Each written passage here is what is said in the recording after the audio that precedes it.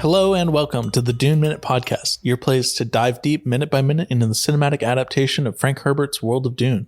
I'm one of your hosts, John. And I'm Zach. And I'm coming in hot today. I've got some fucking shit to talk about. Oh, okay. We're just going right into it. Well, hang on. Okay. We're talking about minutes 76 through 77. We are. It starts off with some comfort in bed and it ends with some death in a doorway. Yeah, and all right, go. We're going into it. I'm calling out a fucking fraud here. A fraud? A fraud. Okay. There's a fake glow globe in this room. What? I didn't even notice. Yeah. It's not a globe. It's a fucking glow bar. We can't be having that. Bullshit. Yeah. These glow bars, they take Coming away in, they're taking our jobs. They take away the jobs of honest, Arakeen glow globes. Can't be having this shit. Nah, man. That's we will not stand for this. No, this is the first thing I noticed. Where's the glow globe union when you need them, right? Dude, fucking. They would have never let this slide. No. There's a glow bar in the bedroom, not a glow globe, and it pisses me off, Zach. Can't be having that shit. Is it still floating? Yeah. It's doing the same thing? Yeah. All right. Maybe they work together. This is bars versus globes. I'm firmly team globe. I understand. This is maybe an homage to the Lynch glow globes, which were just bars. They were fluorescent light. Like you could see the fixture, and they just like glued some shit onto it. This is an old one. Maybe this is it's the version 1.0 and what we've been used to. What was the name of the one crawler that was all fucked up? Oh, like Old Maria or something like that. Yeah, the Old Maria of glow globes. We're looking at an antique, man. This is an iPhone 3GS they got in the corner. And I know we're used to our 14s and 15s. Yeah. But there's still a place for them. No. There isn't. Okay. All right. Pretty sure the 3G networks are all turned off at this point. Oh, that's right. We got the 2G networks are turned off. 3G I think is still up. So okay. All right. I don't know. I got my 5G chip a couple years ago, so I'm feeling good, man. Feeling right. Bill Gates is streaming into your brain. Okay. Well, I completely missed that in my notes. Glow globes. All right. I'm pissed off. So in the room, I'm going to get us back on track. Jessica's sitting on the bed, and then she goes to, give one of the sleeping pills to Leto, and Leto says, no, not like that. So my notes say Leto doesn't like what Ambien does to him, and he's so touch-starved, he just wants his hair played with. And then Jessica's, sitting on the bed, crisscross applesauce. Yeah. And he just like lays his head down in her lap and he's like looking up at her, and that's what she's doing. She's like taking her finger like from between his eyes and just like running it back over his forehead and everything. And I made sure to write it down. This would 1,000,000% work on me. Oh, 1,000%. Just, oh my God. I saw that and I was like, yeah, that looks nice. Yeah. That looks comforting as fuck. That's how I would like to go to sleep every night. The last thing he says to her is, I should have married you. Yep. So a bit to say about this. Yeah. I had a section in here in my notes that says, I'm sure Zach has some stuff to say. Yeah. So I'll tie it back together here in a little bit, like towards the end of this episode. But this thought process is definitely in the books. The scene is not. We talked a little bit about how like Leto was kind of a playboy up until he met Jessica. And it was his father that introduced Jessica to him, or was it Thufir Hawad, or it was someone. I think they had like a matchmaker, like someone who was in the employ of the Atreides to find concubines and, potential wives or whatever. Oh yeah, no, because we talked about how that's all this dude's job was to just find chicks for Leto to bone. Which is, I mean, hey, what a job, right? Sure. No, Leto truly loves Jessica. He genuinely does. Just to recap, I think we've said it a few times throughout the course of the show, but they never married for political purposes, political reasons. They always wanted to keep the possibility of an alliance with either the emperor or other great houses or anything like that. They always wanted to keep that possibility open. Yep. This, I'm going to read a little excerpt from the book that comes from a conversation that we don't get in the movies, a very important conversation between Jessica and Yue earlier on. So it's like right when they get to Arrakis, they have this really like important conversation for setting the stage for a lot of the stuff that happens in the book. Okay. At some point, Yue asks, he's like, "Can I ask a personal question?"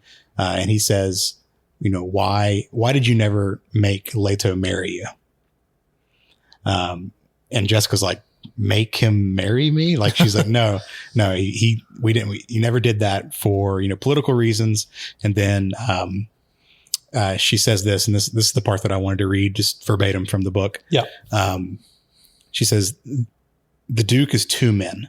One of them I love very much. He's charming, witty, considerate, tender, everything a woman could desire. But the other man is cold, callous, demanding, and selfish, as harsh and as cruel as the winter wind. That's the man shaped by his father." Her face contorted. "If only that old man had died when my Duke was a son." So we get we get to see a little bit more into the mindset of Jessica. Like, yes, she truly loves him as well, but there's this side of Leto, at least from the books, and we get to see a little bit of it here in the movies. We get glimpses of that, like the business Leto, I guess, if you want to call it that. It's business. So we get to see like glimpses of that, but even in the books, like she was torn. She didn't know if she wanted to marry him because he did have this other darker side to him. She loves Leto the man, not Leto the Duke. Yeah. Yeah. So that makes sense. I mean, I get it. Yeah. Yeah. I mean, you have to have, multiple sides, I guess, if you're going to hold that position. Yeah. So that is the last words that we get to see between Leto and Jessica. Because right after she says, or he says, "I should have married you," the camera lingers on them just for a second. Yep. And then it cuts out to the hallway, presumably outside, not their bedroom, but another place in the palace. Elsewhere in the palace. Yeah, elsewhere in the palace. We get 3 guards standing beside this beautiful door. And more fake glow globes. We get more? Yeah. Okay. There's 2. Have we seen a real glow globe on Arrakis yet? I say real loosely. Is the glow globes that we saw the globe shaped glow globe? I don't know. I don't think so. Maybe these are just Arakeen glow globes, man. They're fake glow globes to me. All right. I'm gonna pissing me off. One of the guards though kind of just like waves in a familiar fashion. Oh, I missed that part too, man. Yeah, so this is what happens when I do 10 episodes worth of notes in a single day. I miss shit like this. Yeah, I split them up 5 and 5. Yeah, I didn't. I got all mine done in a single day. Yeah, no. Little peek behind the curtain. We were recording last week's episodes and this week's episodes within the same day. Yep. So we're pulling a double shift. So yeah, man, I've missed some small details. Mm-hmm. One of them waves in a familiar fashion to someone who, from the camera's perspective, is behind the camera. Mm-hmm. And we just hear 3 suppressed shots in quick succession. And I get it. These guys are extras. Yeah. But one of them has the most like dramatic shot in the neck, like movement where he like grabs his neck and like throws his feet out from under him, but he throws his feet out behind him. So he like face plants onto the ground. It's so funny. And I didn't catch this, but I saw no evidence of shields. The shields were not on, which seems dumb. Stupid. If you're a guard, you should have your shield on all the fucking. You know that Arrakis is dangerous, whether you know about any potential plot or not. Like, and Yeah, I mean, Leto knows shit's going down. Landville said shields the moment they landed. Guess who didn't turn their fucking shield on? Leto. I didn't hear him say shields off. Paul. Yeah. That's, to us, that's a standing order. What the fuck's going on here? I will say more about this as the week goes on. But yeah, so the guards get shot. They're not dead, but they're incapacitated. Yeah, and I made it. I was like, they're clearly stunned, or this was like something with poison, or something, because we can see their eyes moving as the figure walks over them. Well, before we get there, though, we do see the figure come out from behind the camera, and we see them holding what I would assume is a dart gun of some kind or whatever, but we only see that hand. Then we get the cut to one of the guards. He's laying down. He's covered in sweat, which makes sense because Arrakis is hot as fuck. And, you know, we see his eye moving. We hear him breathing and everything. We see that shadowy figure kind of walk past him, but it's out of focus, so we can't see who it is. Yeah. And then we cut into just this huge room. Yeah.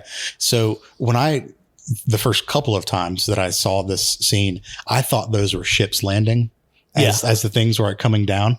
It wasn't until I really paid attention to the caption where it says, you know, shields powering down. Yeah. I was like, okay, those are the shield generators, I guess, turning off. I would assume they're generators for the entire castle, because we then see after. So for some context, we get the stereotypical pew power down sound. We see these, you know, kind of blocks kind of shift into place. We then see the figure move away from a console, back towards the entrance of the room. We're back at our original camera view in the hallway, and we see the lights go out in the glow globes. Even before, like we saw you said that we saw that person like walking away from the control center console thing.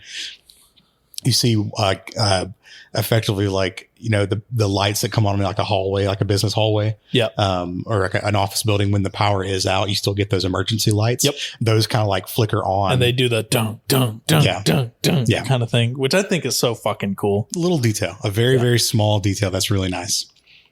I wish I could like figure out how to do that with the lights in this house. I'm telling you, man, you got to get the recessed lighting like I got. With those little halos. Yeah. Those are nice. I use those more than I use the big lights. Yeah. So yeah, you're right. Power goes out across the place, the palace. Something big is definitely happening. Yep. And we do have a moment where we can kind of see the figure coming out of the room back into the hallway. Yeah, I looked real hard and with a keen eye. You might be able to tell something. Who it is. If you've seen the movie, you can see who it is, and you recognize the face. But so you think they actually got the actor to do it? Yes. Okay. Nice. But unfortunately, that's where our minute ends. Yeah, it is. With the death of fake glow globes. Thank God. So yeah, some book tie-ins here. The same beats happen. Not the same manner, but the same, like, the shield generators power down, power gets cut out in the castle. What I mentioned earlier about, you know, Leto had that thought of, I should have married you. Yep. It does happen in the books, but Jessica and him are not together when it happens. Mm-hmm. He's just like in his study or like in another part of the palace, like just thinking. He's being thinking pensive to himself. Yeah. It's fucking dumbass. Why didn't you marry her? Well, it's another moment of like, you know, internal monologue and like that we get in the book, and he kind of comes to that realization, and he is on his way to see Jessica and to tell her all this. Yeah. When the power gets cut and all that stuff. Got it. So pretty close. I mean, if they wanted to have one more little moment with Leto and Jessica and really just drive home the fact that he does care for her immensely, then they did a great job. That's exactly how you should have portrayed it. That might have been how it was done in like a first draft or whatever too. Yeah. Like, we don't know. Be cool to, you know, sit down with some of the writers and ask them like, hey, what did you want to do here? Yeah. Yeah. I don't think they would ever answer those questions. No, probably not. NDAs out the wazoo, I'm sure. Sure. But also, like, I don't think the way that they did it in the movie takes away from the sentiments at all. Absolutely. In fact, I would say it's probably better. Yeah. I mean, it's because they are definitely together when he says that. It's better for movies for sure. Yeah. So yeah, that's the end of the minute. That's all my notes. That's it. Anything else from your end? No, thankfully this minute ends perfectly between two scenes. So we're starting next minute right in a brand new scene, and we don't have anything to worry about with weird dialogue getting cut off or anything like that. So. Right. All right, cool. Well, we will be back tomorrow to see what's going on in the other parts of the castle. Yep. And join us then on the next episode. Oh, we got socials. Yes. We do have socials. In fact, you can find us on Instagram at the Dune Minute, on Twitter at Dune Minute, or you can email duneminute@gmail.com. That's right. So reach out if you'd like, and we will be back tomorrow on the next episode of the Dune Minute Podcast. We'll see you later. See you.